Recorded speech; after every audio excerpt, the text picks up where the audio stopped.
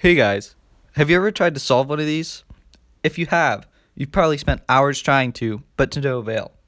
To find out, we have to zoom into the life of one Erno Rubik, an architecture professor in Hungary who wanted to teach his students about the movement of 3D objects. So he invented what would become the prototype of the Rubik's Cube.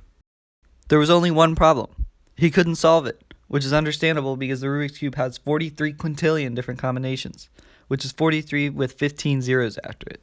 That's more than the number of galaxies in our universe.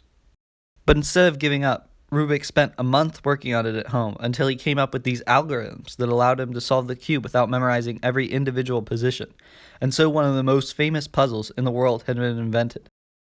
Once he created the cube, Rubik made test batches and released them in local stores under the name Magic Cube. But unfortunately, being behind the Iron Curtain stunted the growth of the cube, since communist Hungary had no particular affinity for toy production, according to Rubik. So Rubik looked outside of Hungary and towards international toy fairs. Here, the cube gained the attention of the world, and also a man named Tom Kremner, who licensed the toy to the Ideal Toy Company in 1980, and soon after that, the first cubes were being sold outside of Hungary under the now iconic name Rubik's Cube. After they started selling outside of Hungary, Rubik's Cube exploded in popularity.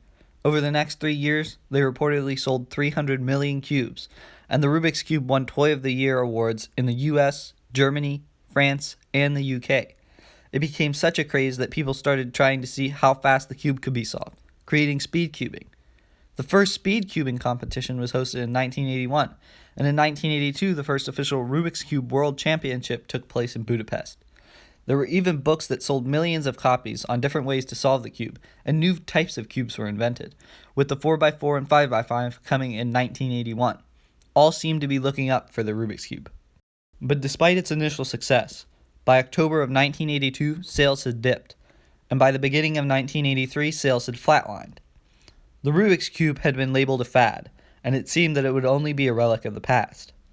The rest of the 80s went by, and sales remained low. Then the 90s came and went, sales still low. Then, between 2001 and 2003, the sales of the cube doubled, and suddenly it was cool to cube again. Well, not really, but more people were buying the Rubik's Cube. Over the next years, the advent of the internet meant more people were able to share their passion of cubing, which spread it to an even wider audience. YouTubers shared their favorite cubing moments.